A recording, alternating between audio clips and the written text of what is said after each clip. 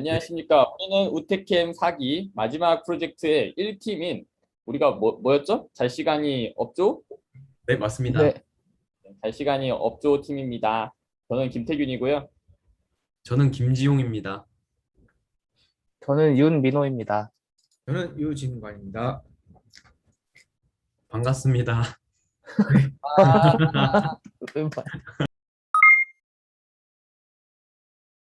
우리 팀이 협업하는 방법, 그러니까 저희가 이제 노션을 써서 이제 깃허브 위키도 좋지만 노션을 쓴 이유에 대해서 설명을 하자면 이제 노션 같은 경우는 이제 동시 편집이 가능하고 다 같이 이제 그 편집하는 화면을 동시에 볼 수가 있으니까 뭔가 의견을 제시하고 의견을 선택하는 과정이 있어서 굉장히 편리하다라고 생각해서 노션을 사용을 했고, 이제 슬랙봇을 사용을 해서 깃허브 레포에 이슈 등록이 되거나 플리퀘스트가 등록이 되거나 그리고 리뷰가 등록이 됐을 때 바로바로 올 수 있도록 해서 굳이 팀원에게 저희 그 플리퀘스트를 올렸는데 리뷰 좀 해주세요라고 할 필요 없이 각자 모두 다 알 수 있게 슬랙봇을 설정을 해서 작업의 효율을 높였습니다. 잘하시는데요? 그러게. 협업 환경이 이게 끝인 것 같아서. 그리고 또 개발 같이 할 때는 VS 코드 라이브 쉐어랑 이제 화면 공유, 궤도에서 화면 공유를 많이 활용해가지고 개발하고 있고요. 네. 그 이외에도 일단은 저희가 일단 최초의 프로젝트 팀으로 선정이 됐을 때 굉장히 막막했잖아요. 이전까지는 2명에서 프로젝트를 진행을 했었다 보니까 딱히 둘의 그 중간점만 찾아서 협의를 하고 바로 개발을 진행했으면 됐는데, 이제는 4명이서 진행하는 프로젝트다 보니까 개발하는 그 원하는 그 방향이나 방법 자체가 아예 다르기 때문에 또 4명의 그 중점을 찾기도 어려웠고, 그래서 최초에 굉장히 오랜 시간 동안 개발하는 방법, 저희가 개발을 하는 방법에 대해서 협의를 했던 시간이 꽤나 길었던 것 같습니다. 그래서 결과적으로 저희가 어떤 코딩 컨벤션을 갖게 되었는지에 대해서 살짝 화면을 공유해가지고 보여주면 좋을 것 같아요. 첫 번째로 저희가 정했던 것들이죠. 브랜치를 어떻게 할 것인지, 커밋은 어떻게 할 것인지, 또 이슈는 어떻게 만들 것이고, 또 PR은 또 어떻게 할 것인지, 또 4명이다 보니까 머지는 몇 명이 리뷰를 거친 후에 머지를 할 수 있게 설정을 할 것인지, 그런 것들, 그 이외에도 여러 가지 내용들이 있었는데, 일단은 간단하게 말씀드리자면은 저희가 이슈랑 그리고 PR을 날릴 때 특정 규칙 하에서 PR을 날리고 이슈를 파기 위해서 템플릿을 만들었죠.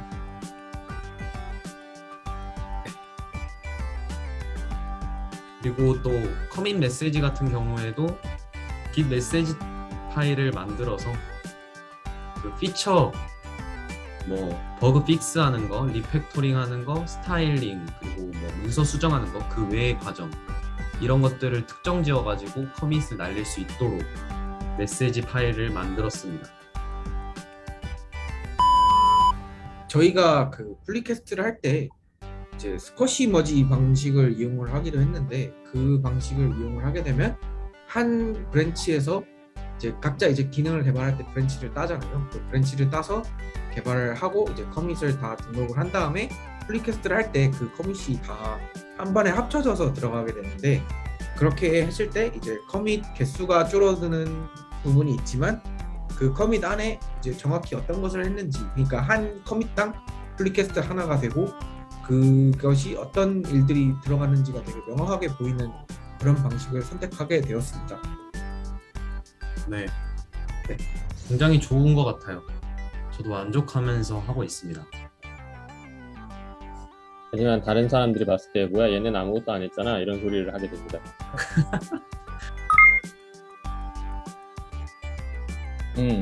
일단은 개발 환경 자체에 대해서는 크게 사실 어떤 언어를 쓸지 전체적으로 일단 타입스크립트를 다 사용해가지고서 개발을 하려고 하고요.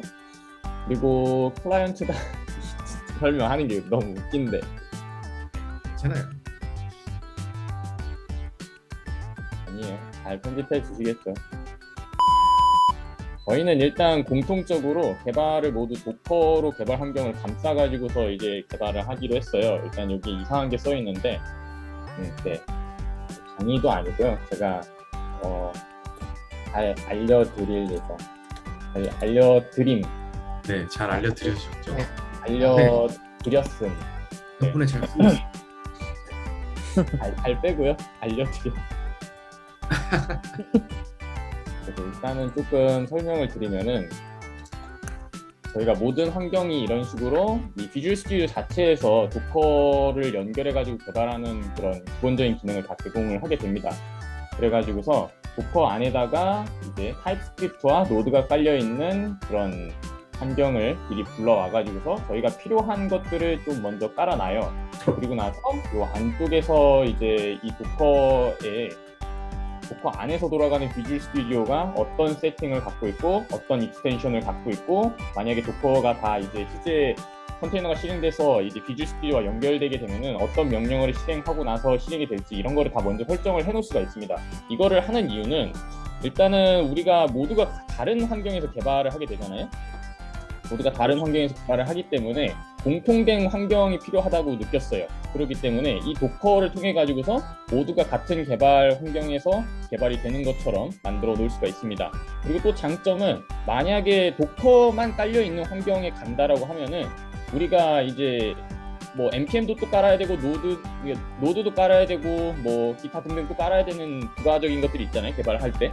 근데 그런 것들을 갖다가 이 도커 환경에다가 모든 것을 감싸 놓고서 다른 환경에 가도 그대로 활용할 수 있다는 장점이 있습니다. 그래가지고 서버 쪽 같은 경우에는 우리가 실제 서버 개발을 하기 위해서는 이제 DB를 깔아야 되잖아요. 그러면 DB를 또 일일이 깔고 그 DB 세팅을 다 공통화 시켜가지고서 모두가 같은 DB 환경을 갖다 공유하면서 개발을 해야 되는데 그게 상당히 좀 어렵단 말이에요. 공통 서버에다가 박아놓고서 그렇게 사용하지 않는 이상은. 그렇기 때문에 이 서버 쪽 도커 세팅 같은 경우에는 두 개가 열려 있어요. 두 개가 뭐냐? 하나는 앱을 개발하는 환경 하나가 있고요. 또 하나는 DB에 대한 설정이 또 있습니다. 그래가지고서 여러분 이제 우리가 이 서버 개발 환경을 도커로 미리 세팅을 해놓고 이제 비주얼 스튜디오를 열게 되면은 그 자리에서 이미 DB가 설정이 돼 있어가지고서 그 안에서 따로 뭐 별도의 DB나 이런 거 세팅하지 않고도 이제 활용할 수 있도록 만들어 놨습니다. 네, 아주 좋습니다.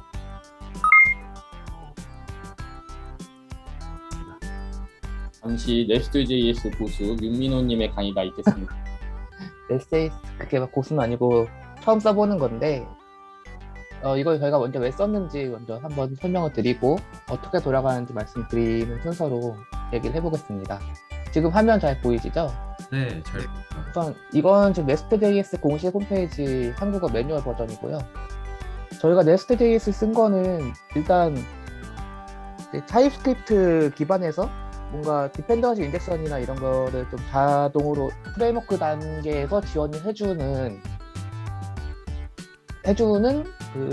그거를 좀 편하게 사용할 수 있지 않을까 싶었던 것들도 있고, 그리고 원래 저희가 스프링을 썼었는데 스프링하고도 좀 비슷한 점이 많아서 접근하기가 좀 편할 것 같다라고 생각했습니다. 그리고 이 뭔가 타입 ORM 같은 거 쓰기 시작하면서 조금씩 데코레이터에 대해서 맛을 보게 됐었는데 이 넥스트.js도 상당히 많은 수가 데코레이터를 이용해서 이제 개발을 진행하게 되거든요.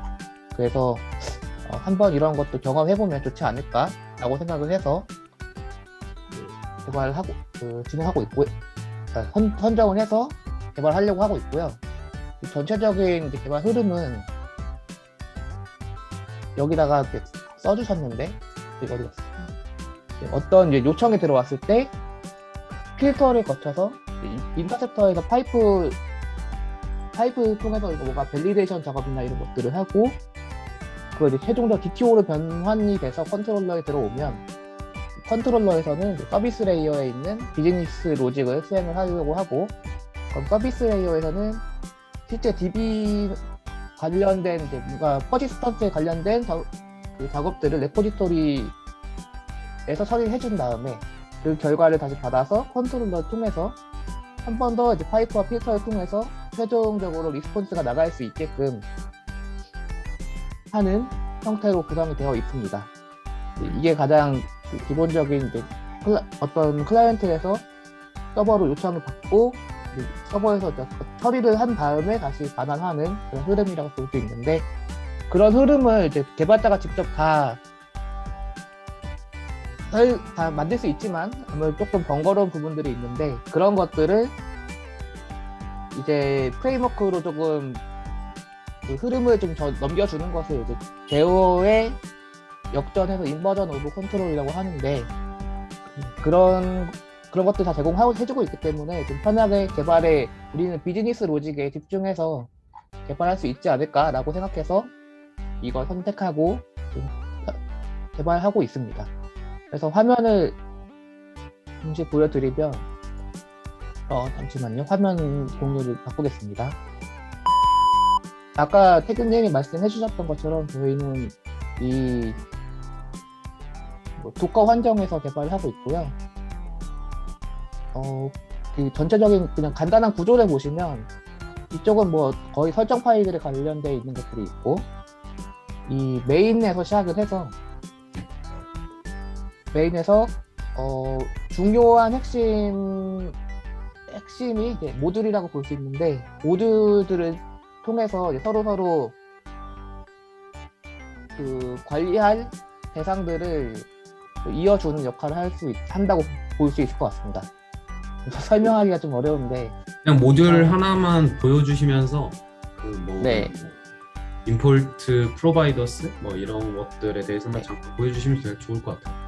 네, 지금 가장 핵심이 되는 N 모듈을 보시면 지금 약간 그 로딩이 좀 늦게 되고 있는데, 그 임포트랑 컨트롤러, 프로바이더스 이런 식으로 뭔가 이 데코레이터 안에서 설정해주고 있는 것을 볼 수 있습니다.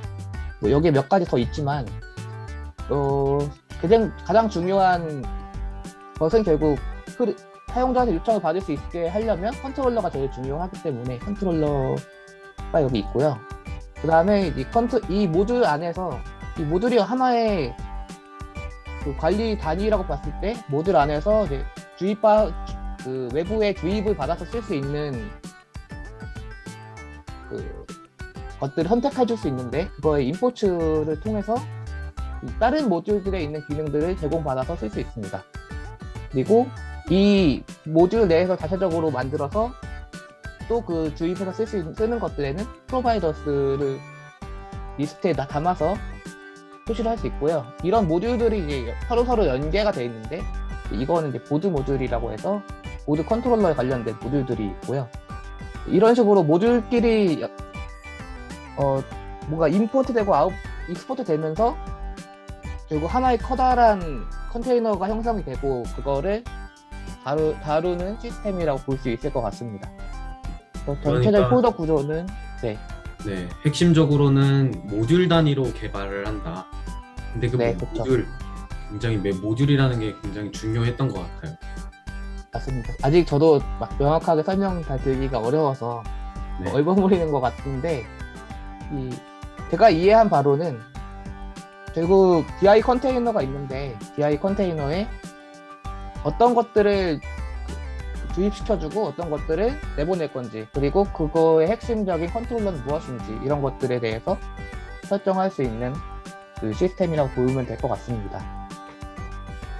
전체적인 그 폴더 구조는 커먼과 설정에 관련된 컨피그, 그리고 모델들, 그 다음에 공통으로 사용할 서비스 같은 것들은 이제 프로바이더스에 모여 있고, 그 다음에 메인이 있습니다.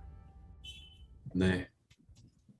이런 구조로 되어 있고, 그 메인에서는 그 아까 말씀드렸던 가장 핵심 모듈이 M 모듈이라고 말씀드렸는데, 그 M 모듈에서 다른 모듈들을 실질적으로 다 임포트를 해오고 있기 때문에 메인에 있는 M 모듈을 통해서 이제 네스트의 그 컨테이너가 시작이 된다고 보시면 될 것 같습니다.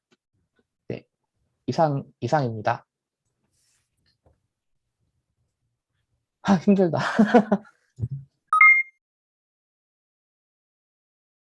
그러면은 이제 리액트에서 사용되는 여러 가지 상태 관리 라이브러리 중에서 저희가 결과적으로 리액트 쿼리를 선택하게 됐는데, 그 과정에서 저희가 조사한 바를 뭐 조금 부족할 수 있지만 조사한 바를 약간 말씀드리고 리액트 쿼리를 선택한 이유에 대해서 한번 언급을 하면 좋을 것 같습니다. 일단은 아까 방금도 말씀드렸다시피 리액트에서 여러 가지 상태 관리 라이브러리가 있는데 그 중에서 저희는 리액트 쿼리를 사용하게 됐습니다. 리액트 쿼리는 실제로 알아보니까 SWR이라는 라이브러리와 굉장히 유사했었는데 그 두 개의 유사한 점에 대해서 태균님이 한번 말씀해 주시죠. 제가요? 네. 일단 SWR이나 리액트 쿼리나 둘 다 이제 중앙 뭐라고 해야 될까요? 스토어 같은 패턴을 사용하지 않고 서버에 있는 상태를 직접적으로 클라이언트 상태로 반영하는 기술을 사용을 하고 있습니다. 그러니까 우리가 보통 일반적으로 예를 들어 가지고서 이제 메뉴바 같은 거 있죠. 메뉴바를 맨 처음에 로드를 해가지고서 그거를 대부분의 많은 컴포넌트에서 공유해서 사용을 해야 되는데, 그럼 중앙 스토어 하나를 만들고서 그 중앙 스토어에다가 이제 메뉴 정보를 갖고 와가지고 집어넣은 다음에 다른 컴포넌트들이 활용을 하게 만드는 구조를 만들어야 되는데, 그렇게 하지 않고 각각의 컴포넌트가 그 메뉴에 대해서 이제 서버 상태를 가지고 오는 거예요. 각각이 이제 배치를 하게 되는데, 그럼 이제 우리가 걱정되는 거는 그러면 메뉴 상태를 서버에서 직접 갖고 오게 되는데 그거를 컴포넌트 5개가 사용하게 되면은 그럼 5번 에이젝 통신이 발생을 하는 거냐라는 걱정을 할 수 있지만은, 실제로는 중앙 상태를 관리하는 스토어가 없다라고 하지만은 SWR이나 이제 리액트 쿼리 같은 경우에는 중앙 상태를 관리하는 이제 친구들이 다 내장이 실질적으로는 돼 있습니다. 그래가지고서 이제 한 번 에이젝 요청을 한 거에 대해서는 캐싱이 돼가지고서 이제 나머지 그 서버에 있는 서버 상태를 가지고 오는 그런 컴포넌트들은 또 다시 에이젝 처리를 하는 게 아니라 다시 이미 내장돼 있는 중앙에 이제 캐시가 돼 있는 거를 활용을 하기 때문에, 그러니까 우리는 이제 중앙에서 갖고 오는 게 아니라 컴포넌트들이 다 모두가 별도의 이제 에이젝 통신을 한다라고 생각해가지고 편하게 개발을 할 수 있지만은, 실질적으로는 이제 중앙에 있는 데이터를 갖고 와가지고서 활용하는 것처럼 사용을 할 수 있게 좀 뭐랄까요, 중앙 스토어가 없기 때문에 말이 꼬이기 시작하네. 일단 가장 말씀해주신 것과 같이 API 엔드포인트별로 캐싱을 잘 해줘가지고 저희 입장에서는 그냥 다 가져오라고 하는 거지만, 어떻게 보면은 이 캐싱된 데이터가 중앙 스토어 같은 느낌이라고 볼 수 있는 거죠. 맞습니다. 뭔가 그 중앙 스토어를 따로 설정 안 해도 되니까 좀 그 코드 자체가 사용하기 편한 느낌도 좀 있는 것 같아요. 네, 맞습니다. 제가 다른 걸 안 써봤지만 옛날에 뷰를 한번 해봤을 때 뷰X를 썼었는데 그거보다 훨씬 편하게 쓸 수 있는 것 같습니다. 네, 맞습니다. 지금 그러니까 일단은 중앙 스토어가 싫어서 SWR이랑 리액트 쿼리 사이에서 고민을 많이 했는데, 보니까 SWR도 아직 스테이블한 버전이 아니었죠, 태균님? 스테이블한 버전이긴 한데, 그러니까 자체적으로는 1점 그 메이저 버전이 없는 거를 봐서는 본인들이 만족할 만한 그런 상태가 아니라고 그냥 느껴졌다는 거죠. 네, 저도 같이 그때 봤었는데, 그래서 결과적으로는 이제 리액트 쿼리를 선택하게 됐습니다. 그러면 그래도 저희가 조사한 바에 의하면은 이제 모벡스, 리덕스, 리코일 이렇게 3가지가 더 있었는데, 일단 리코일은 요새 굉장히 많이 사용을 하는 것 같아요. 그렇죠? 실제로 리액트를 만든 팀에서 이 해당 라이브러리를 만들었다고 하는데, 이건 진짜 아직 스테이블한 단계가 아니고, 그러다 보니까 조금 사용하는 게 꺼려졌습니다. 아무래도 나중에는 꼭 사용해 볼 것 같아요. 그렇죠?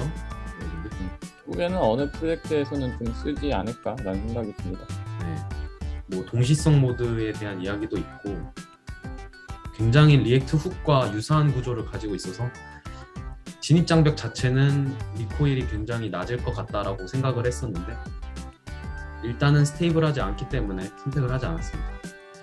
이제 리액트를 사용하신 분이라면은 리덕스나 모벡스에 대해서 굉장히 많이 아실 수 있는데 사실 저희 팀 같은 경우에는 태균님을 제외하고는 저희 세 분이 리액트에 대해서 알고 있지만은 이 상태 관리 라이브러리에 대해서는 사용 경험이 전혀 없었습니다. 그래가지고 처음에 어떤 걸 사용해야 될지 전혀 의견 자체가 없었는데 태균님이 최초에 말씀하시기로는 그리고 뭐 여러 사람들이 말하는 거를 들어봤을 때 리덕스를 사용할 때는 그 보일러플레이트 코드를 아주 많이 작성해야 되기 때문에 뭐 요새 뭐 리덕스 툴킷이 있어서 조금 괜찮다고는 하지만 굉장히 생산성이 조금 떨어질 수 있다 이런 말이 있었습니다.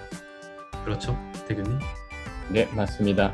리덕스 같은 경우에는 그리고 러닝 커브가 너무 많아요. 일단 배워야 되는 컨셉 자체도 너무 많고 그거를 우리가 3주 안에 이제 그거를 다 이해를 해가지고서 온전하게 사용을 할 수 있을까라는 좀 의심은 아니고 의구심을 좀 많이 갖게 되는 거죠. 좀 많이 힘든데 어쨌든 선택을 했으니까 좀 꾸역꾸역 그렇게 쓰게 될 것 같아가지고서 차라리 그런 거보다는 조금 직관적으로 이해할 수 있는 그런 도구를 사용하는 게 좋지 않을까라고 해가지고 리덕스는 제외를 했습니다. 실제로 뭐 리덕스 같은 경우에는 미들웨어라고 하죠.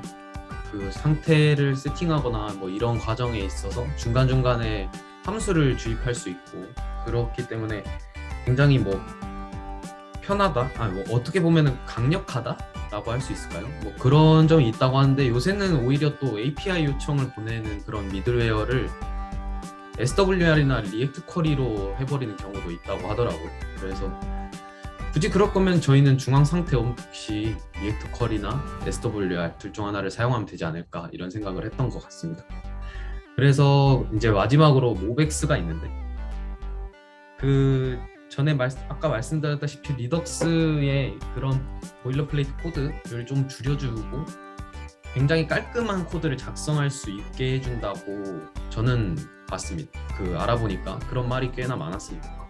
실제로 굉장히 스프링 프레임워크랑 유사한 아키텍처를 구조를 가지고 있어서 사용하는데 재밌다라는 말을 한 사람도 있었어요. 근데 저희는 이제 스프링 프레임워크가 익숙한 사람 여기 민호님과 태균님을 제외하고는 서버와 친하지 않은 사람이 두 분 있기 때문에 굉장히 리액트를 학습하는데도 굉장히 부담을 느끼는데 모벡스를 사용하면서 조금 뭐라고 해야지? 괴리감을 느끼지 않을까 그런 생각을 했고 또 뭐 가장 중요했던 건 중앙 상태가 있다라는 게 가장 중요했던 저희가 선택하지 않았던 요점이었던 것 같습니다.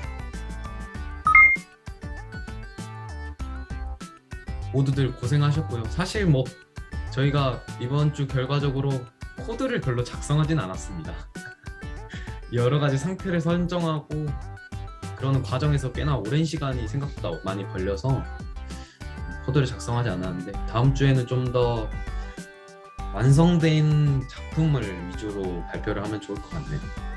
네, 맞습니다. 네, 맞습니다. 제가 느끼기에는 앞선 프로젝트들 같은 경우에는 사실 뭔가 더 추가적으로 공부를 한다던가 뭐 이런 거는 크게 많이 못 느끼고 일단 빨리 프로젝트를 진행하는 거에서 좀 부담감을 좀 많이 느꼈었는데 이번 프로젝트는 새로 배우지 않으면은 진행을 못하는 것들이 원체 좀 많기 때문에 앞선에서는 조금 그런 거에 시간을 좀 많이 우리가 일단은 사용을 하지 않았나 싶어가지고 이제 남은 시간 동안 많이 프로젝트를 빼야 될 것 같습니다. 네, 뭐 사실 필요했던 과정이었던 것 같아요. 어쨌든 무조건 했었어야 하는 과정들을 1주차에 몰아서 뭔가 학습을 하는 기분이었고 사실 어떻게 보면은 태균님이 말씀하신 것처럼 뭐 저만 그런 걸 수도 있는데 기술적으로 성장하는 느낌을 이번 주차에 가장 많이 느낄 수 있지 않았나라고 생각을 합니다. 뭔가 배운 느낌이 강했던 것 같습니다. 맞습니다. 모두들 그렇게 생각하시나요? 네.